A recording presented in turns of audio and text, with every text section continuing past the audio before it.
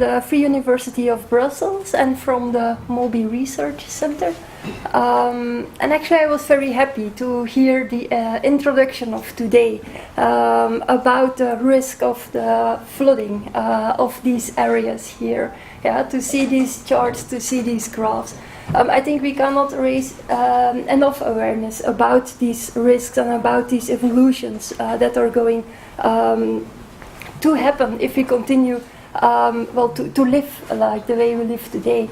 And at MOBI, actually we do research about sustainable mobility and logistics. We are an interdisciplinary research group of about, we have more than 50 researchers in 2 faculties, in the engineering faculty and in the economic and the business faculty. We have an established track record on electromobility, so going back to the very little blue cars, the concept electric cars that drove around in Brussels. Our engineers were already working on that more than 60 years ago, and still we are developing our research in that area. Now you see more and more that electric vehicles are combined with automated driving, and well, that's the reason that we are currently also working towards this track of research. Okay. So you're actually going to tell us about automated driving, electric vehicles, and the scenarios which will came out of this.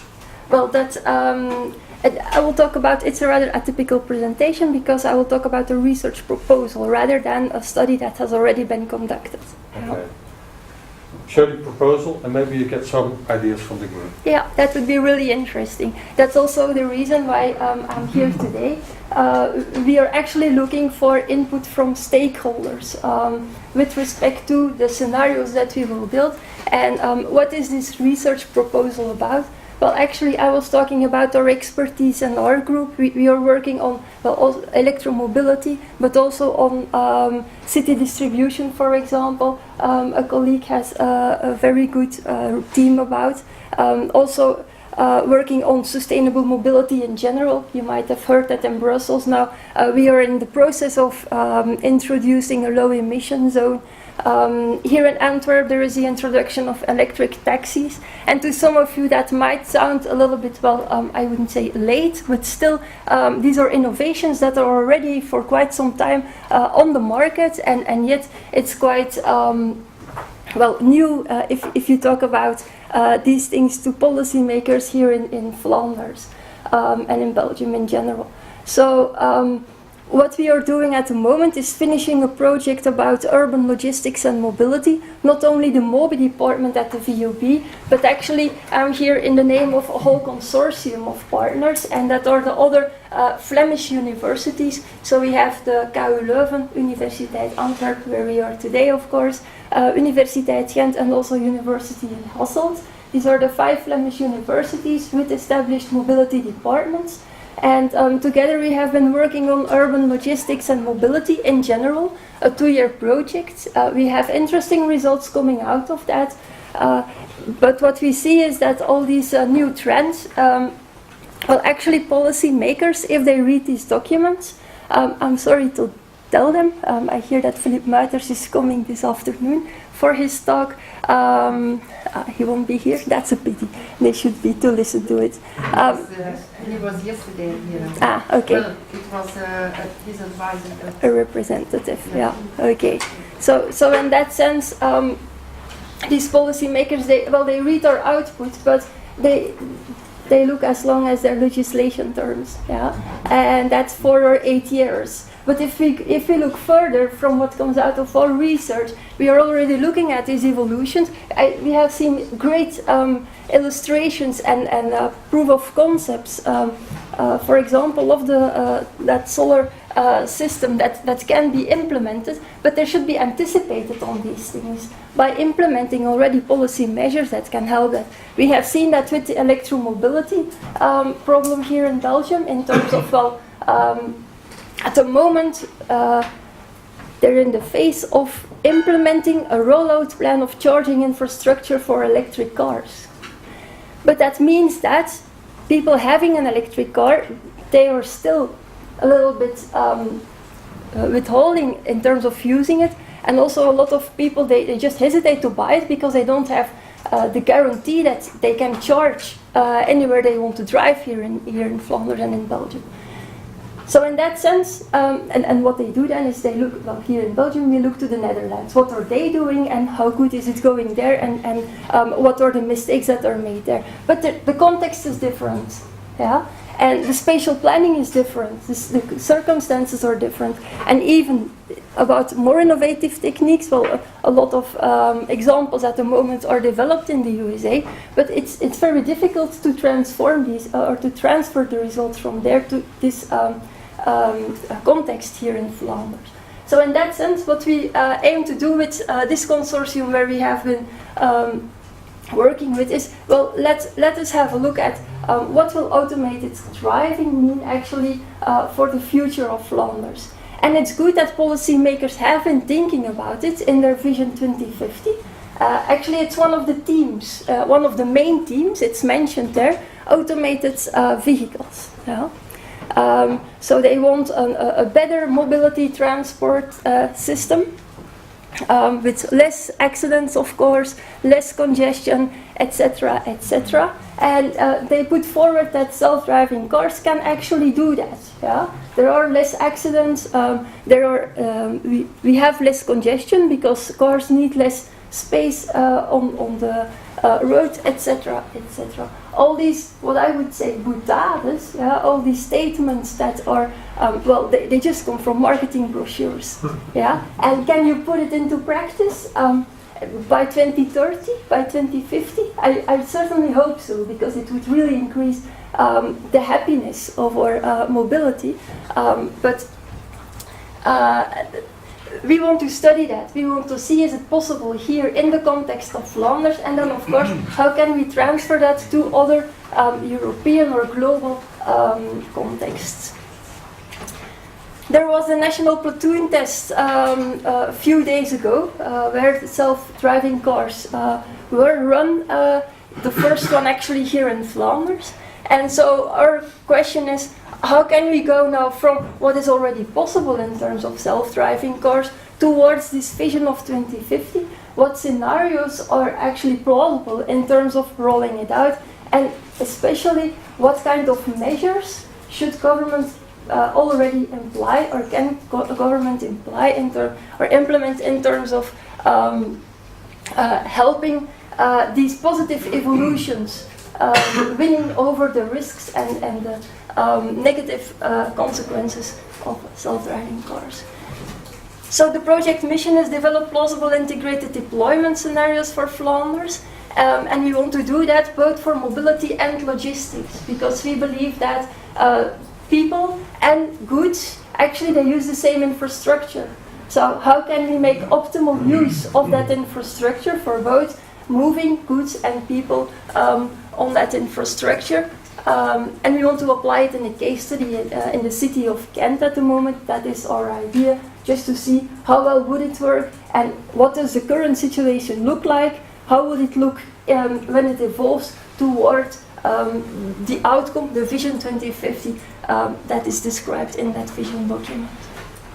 This is the structure of the project. So we are 5 partners.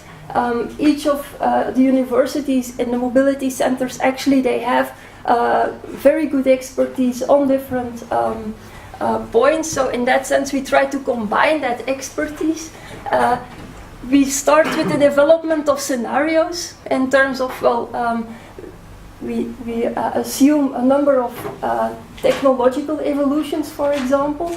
Our research is mainly about mobility, policy making, and about spatial policy making. Yeah? So we're not talking about these really engineering aspects. We assume that certain conditions there are fulfilled by a given timeline. Yeah? And then we develop a certain number of scenarios. We will study it on the domain of mobility. We will study it on the domain of logistics. We have divided that in terms of demand and supply for the person mobility. The demand is about the users, the behavior of the users, and the supply is about, well, how does infrastructure work, but also how are services organized. Yeah. What will happen with taxi companies, for example? And on the other hand, we have the logistics domain, where we have the harbor and the industry logistics, and then we have the city distribution. Given that these movements are all done on the same infrastructure, we integrate our findings of the 4 work packages, and we will use a simulation modeling approach in terms of estimating then the impact both on economic aspects, but also on ecological aspects. What will it mean in terms of emissions, for example? So that is what we are interested in. And then we want to apply our ideas to the city of Ghent to make it very concrete, to make it very interesting also for not only the local policymakers, but also then federal or even European policymakers. And then our conclusion should be about Flanders. It's a project that we will submit to the Flanders funding agency. So in that sense, we need to respect it. I'll shortly run through the different work packages that we envision to carry out. Okay, and then I'll actually want to end with a call for action. So we have the first work package, scenario definition. As said, we assume that, I assume that all of you are aware or know this level of automation for self-driving cars. Well, in terms of the current status of technology and then the state of technology that we will evolve towards.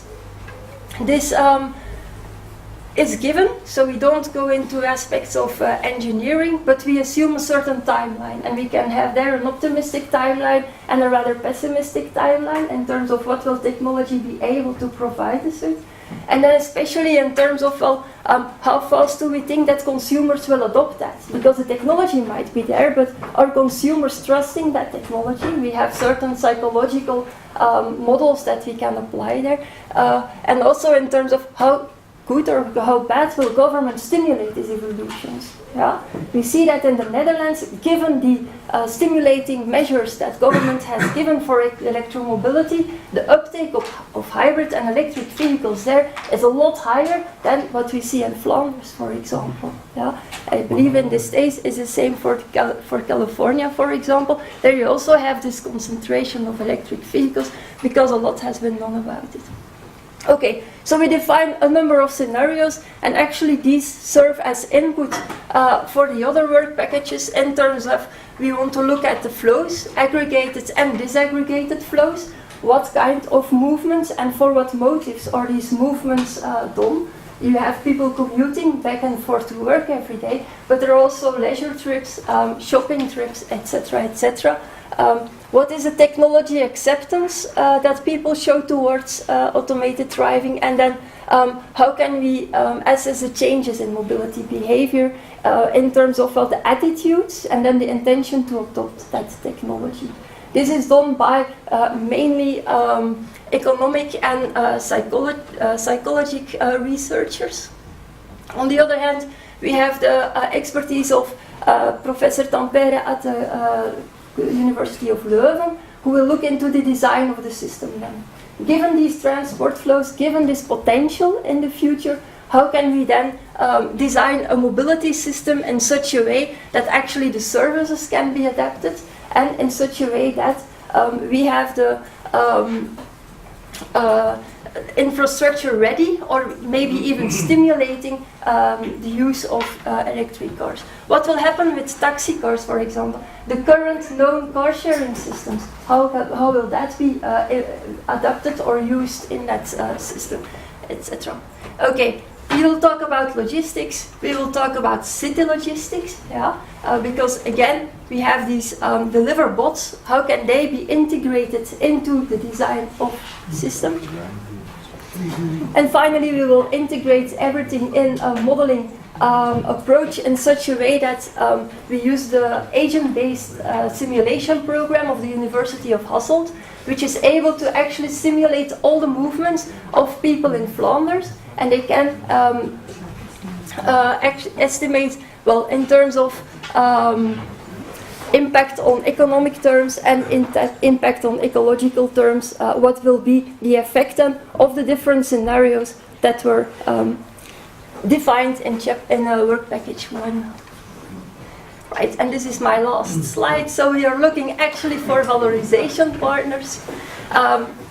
In terms of that, this project, it's we initiated as academic research institutes, but we really need valorization partners. So really interested in parties that can help develop the scenarios and can provide input in terms of what will new mobility systems look like.